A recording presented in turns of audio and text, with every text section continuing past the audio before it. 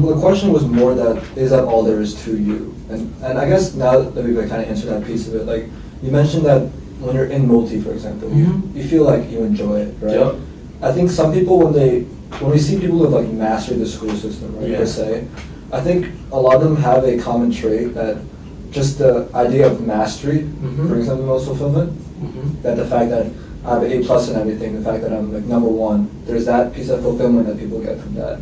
Would you say it's more of a fulfillment of like mastering the status you get from that, or is it more that there's a few like topic areas that you just delve into that it's like that, like you put more of your time and attention to things, maybe like multi, maybe these other activities that you can go more into, that when you discover them you're like, yeah, this is it, you want to go all in and just do that?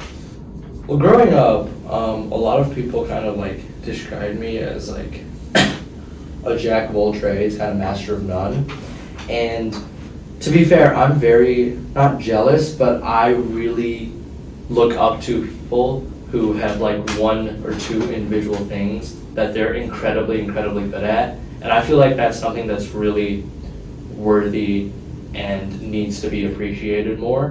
Because, again, this kind of goes back to my culture, but in order to succeed in China, you have to be good at a lot of different things. Like our standardized test in the end is like a test where your grades for all the classes together are summed up instead of a specific major, for example, you're trying to go into. So in the end, like, you have to be at all things. But I really do think that it's better to like really enjoy one specific thing and like delve into it. For example, for me, I never found out that I liked like math until like last year when I took linear. And this summer I went to the EXP lab and I did a lot of like math and biostatistics, and I realized like it's different applications outside of just like solving quadratics, for example. And so I've begun looking into it, and that kind of applies to like what I do outside of school as well, like sports and stuff. Okay.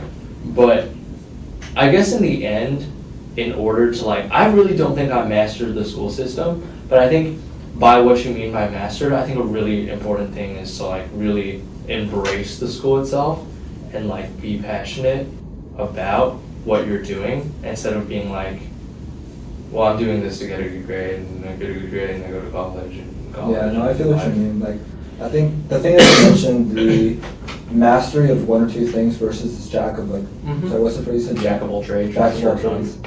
I find that very interesting because I too, when you see people that have like, you can tell that they've sacrificed so much to just achieve one thing. It's kind of like exciting, but you also know they do it because they love it. Because it's impossible to achieve that kind of mastery in one thing unless it's something you love. And I think we all are very unique. And that's something I really believe in. It comes down to our genetic makeup. No one has the same genetic makeup as you. And on top of that, you are raised by unique parents and you're raised in a unique culture. And just from when you're born, like when you're 2-3 years old, you have these kind of primal instincts that separate you from people around you. Like if you look at the masters of history, like Leonardo da Vinci, when he was growing up, he didn't have access to like arts and stuff like that, but he would steal papers from his father's like office space and he would go in the woods and just draw, right? It's like that primal instinct that kind of shows you that yes, this is something that I want to go out to pursue. I think even with like Michael Faraday, when he was growing up and he was just like, he was kind of poor growing up, but when he went to the library, for some reason the electricity excited him because it connected him to God in some way, right? That figuring out like how the world works. And I think everyone kind of has those primal instincts that guide them in a very unique way. And like for me, like I didn't know this before, but I think a few months ago I realized that when I was growing up, I was obsessed with like making videos. There was something so fulfilling about it. Because I look back at my old YouTube channel and I noticed I have 371 videos that I made as a child. Yeah. Like 8 years old, making skits with my friends, and like they all like clicked in now. Like I enjoyed old videos so much. I enjoyed making these kind of projects.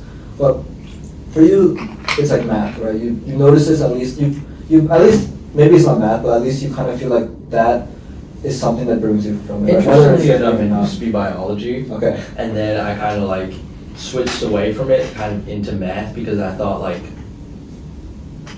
it could be applied to more things, and I'm not sure whether that's really gonna be my thing. I mean, I'm gonna go to college, like take a bunch of math courses and be like, do I really like this? But right now it kind of is. But central to like my philosophy is I appreciate anything that can be applied to something else. I think concept of connecting things together is really important instead of just like, which is why I've been kind of like laid back from biology now, and also from the idea concept of like pure math, for example, because what's good for something if it's just pure biology or pure math. Well, at least in my ideology, I think it's more important to learn something in a skill and apply it to the real world that really brings out like what you learn. And that's also been a love of mine, like really serving community and doing all of that. I think it's really important just to be able to connect all of these things that you learn together into one thing, and that's what kind of creates like a unique you instead of like, you know what I mean? Yeah, and Yeah. it doesn't even have to be math as a thing, right? Right. The fact is that I think people who typically go into math, their mind typically works in more like a computational Right, way, right? yeah. Maybe you've seen that growing up, that maybe you see everything in systems, you see everything in this way, which is why when you see math, it's so fulfilling. But I think another key piece you touch on is that you don't just enjoy math for this. You don't just enjoy doing math for the sake of doing math. Yeah. You like doing it, but seeing it make some kind of impact, Right. Applying it in some way. But I guess what are the different ways you've kind of envisioned? Like, what are some ways you can apply math? Like, what different areas of life? Or what are those things kind of excite you? A lot of people who follow the applied math track combine it with computer science to go into like what they mean by big tech in Silicon Valley. A lot of math plus computational scientists put together. You can go into like economics to study like how to make a company profit. You can go into actual computer science and study like the backbone of like how all of these developments work. And math plus biology is something that I'm actually pretty interested in, because there's so many things that you can model in biology that you can't do with only biological skills in addition to math. Because, for example, this summer I went to Yale and I did a biostatistics project, which was pretty hard math and also biology, that kind of modeled like breast cancer in Hispanic populations. And it was something that nobody had ever done before, but it's a package that really calculates and highlights the gene variants that cause breast cancer in Hispanic populations that are different from white populations, which kind of like brings out the accessibility equity issue of public health, which kind of gets elevated to the point where you're giving back to your community. And if pharmaceutical companies kind of adapt this research and develop medicine that really curates towards Hispanic population needs instead of like only white population needs, then we might be at like we might see a future in public health where really no populations are really discriminated against. There's also applied mathematics plus finance, which takes you into like the whole world of like hedge funds and investment banking, which is something I'm actually really interested in, because there's a lot of interesting math that I've been looking into that really is needed to support the world finance economic system in its equilibrium at times. And also there's all sorts of sciences really that can be connected with applied math to do a lot of different things to the world that you wouldn't be able to do with the science itself. Yeah, I see what you mean. I know one more thing you mentioned. I think you mentioned this at lunch one day, so I just remembered it. It was that you're okay to like work like really, really hard for a period of time, and then like maybe it's 10, 20 years, whatever. Would you say that if you were to do that, okay, let's grind for like a couple decades and then make the money and chill? A couple decades is a stretch. Maybe I'll do it like 10 years or like. Would you say that years. even like after you finish that 10-year period, like it seems that you enjoy math, right? But is it something that you'll do for 10 years and then drop? Or do you think you'll somehow stay connected with it? And if not, like, what do you envision as a life, like post work for the sake of work, but just when let's say you have the monetary freedom to do what you want, how would you like spend that day? Would you still like stay connected with these kind of topics as well? Or? Well, I think the conversation that we had over lunch the other day focused on like the context of like going into quant and hedge funds and investment banking, plus applied math, plus finance, where you go into like a lot of computational stuff that is involved in these companies. But conceptually, something really interesting that I've heard, sorry, not conceptually, something really interesting that I've heard from like a lot of friends and peers and people I know who work in these companies as like analysts. It's hard to start off. Like you make money, but it's hard. Like if the company wants you somewhere at a certain time, you have to go there. You're working like 14-hour shifts a day.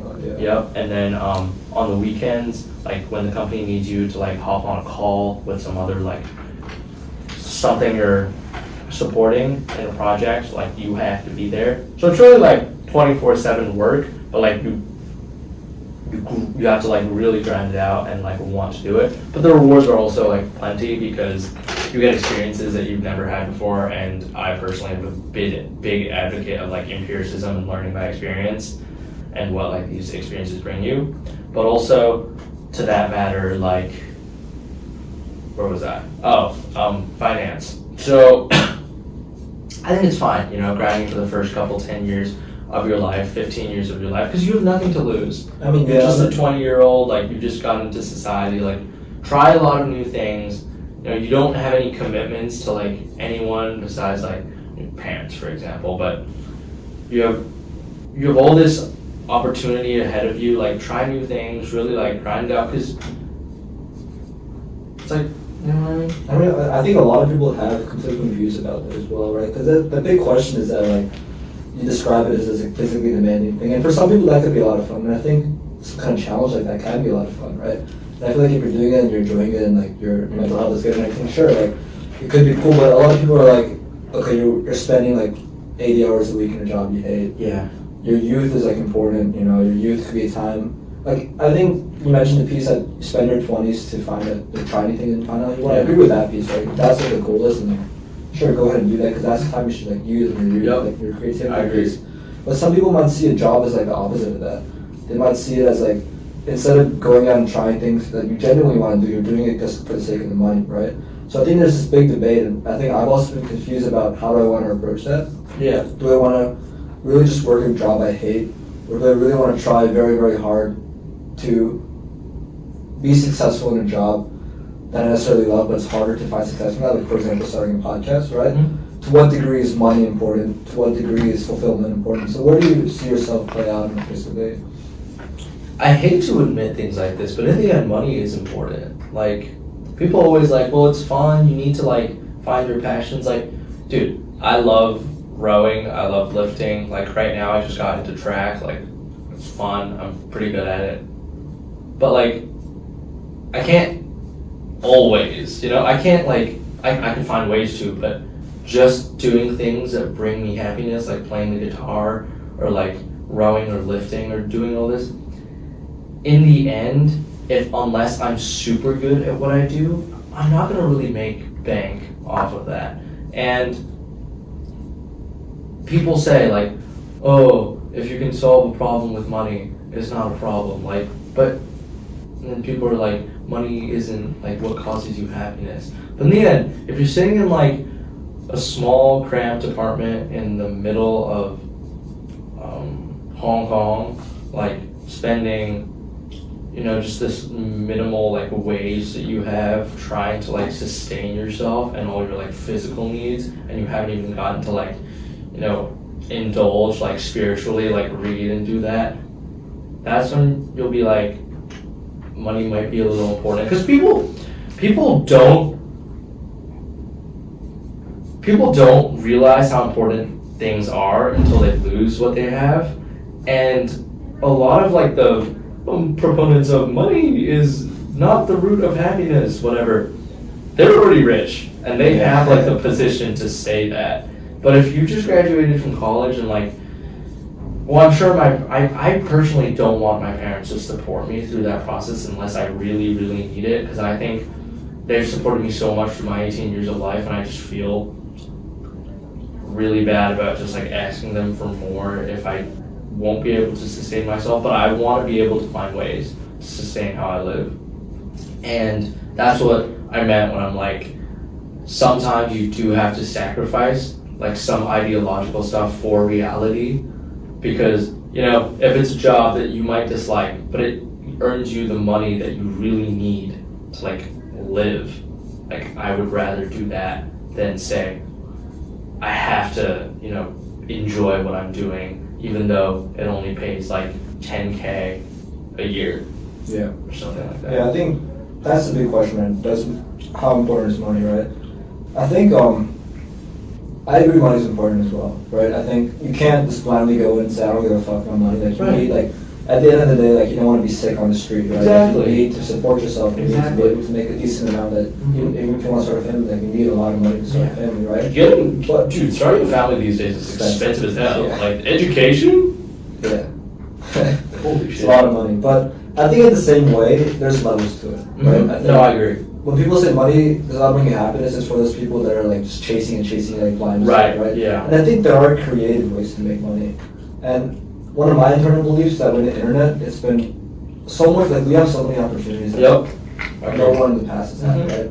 So while money's important, you don't want to be saying, I'm going to become a famous guitar player, and then just like spend your entire 20s playing the guitar, making no money, broke, right? Right. So obviously you want to make sure that you can financially support yourself. Right. But we shouldn't use that as like a limiting factor to not try and like be creative. 'Cause I think there No, I are agree. ways you can creatively make money, right? I agree. With online access, with businesses, there's so many ways that we can try to be creative that I don't want to just, the idea of just giving up.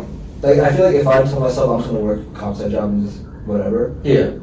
in my mind that's like very painful. It is. So it's It like is painful. I'm just I being agree. complacent. I'm just settling for I less. agree. Obviously, like I've been blessed that me and you have both been born into like great families, with a lot of money, so we have the opportunity to like have these kind of passions and stuff. But I And really have these conversations. yeah, for sure.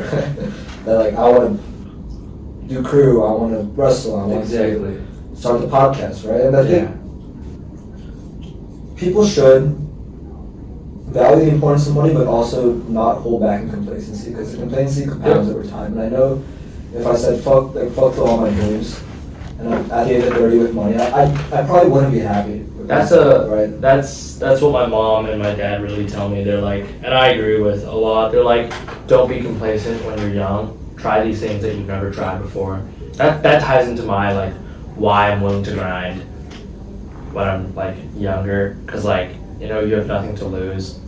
You said you wanted to go do a podcast, like Fuck, just do it. exactly, like do your podcast, and if it doesn't work out, you know, do something else, and like.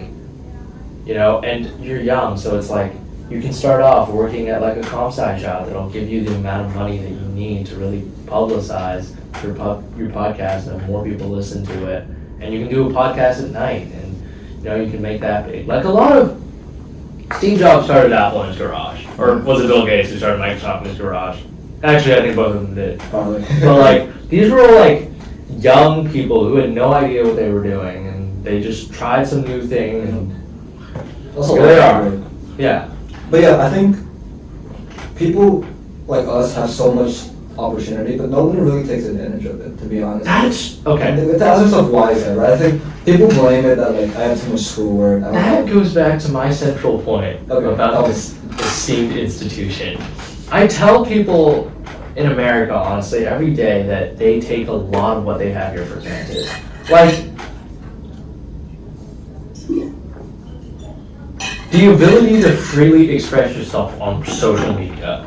That's something that, to be frank, we don't really have where I come from. And also, the ability to really just go on Google and search up something and be like, you know, what caused the Chinese Cultural Revolution, for example. Like, there are things that you just can't find where I come from in my culture, things that are just taboo that you can't say, that you can say freely here. And goes back to my old point, like, you don't realize how much you don't have until you don't have it, and what, like, you lose, and you feel that, because these are some big, like, changes in societal features that won't be changed in, like, short periods of time, but people, I think, especially here at Petty, need to really appreciate all the resources that are being offered to them by not only their parents, but also the school, and I know, I agree, it costs a lot to go here, especially as a college prep school, it costs more than a lot of colleges, but for everyone here, like, it's important to like immerse yourself in everything that the school offers, instead of just, you know, sitting there every day and methodically working through what you need to work through and be like, well, let's call it a day, and then just not goof off. But at the same time, like, okay, we come from a very like top 1% of society. Yep, Say, I agree. But at the same time, not everyone is from here. But I think no matter where you are, like, this should be like an opener to other people, that even people at the top are not taking advantage of what we have. Like, I think no matter where you are, You need top to 1%, top 10%, top 20%. Use what you got. You have to use that. Take advantage of what you have. Like so many. Who was that example you just gave? Like Faraday or whoever? Yeah, Michael Faraday. Yeah. Leonardo da Vinci. He Da Vinci, or Faraday for that matter. He was broke as hell, and then he took advantage of things that he had to ask for, and he had to take these opportunities. What he did was, okay, he read those books, right? But how he actually grew as a scientist, he emailed like he reached out. He reached out to thousands and thousands of professors asking like to be their assistant. Exactly. And he finally landed one, and he became his assistant. And then he learned everything he could from him.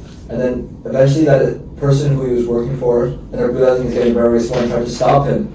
But eventually he went out, he released his shit. Yep. Like, you can make it out from anywhere. But Yep. I think the question is, why don't people take advantage of what they have, right? I think we tend to label that as like, oh, we're overworked, and that, yeah, I worked all week, I don't have time on Sunday to do what I love, right? I think, but I don't feel like those are the only factors. I feel like there are a lot of limiting beliefs people have, a lot of that, whether it's societal, like socialization telling you this is the way you live. But if you enjoyed that segment with Bohan Zheng, then you're gonna love the full 1 hour length podcast that I recorded with him. Hit the link in the description now to see the full length podcast.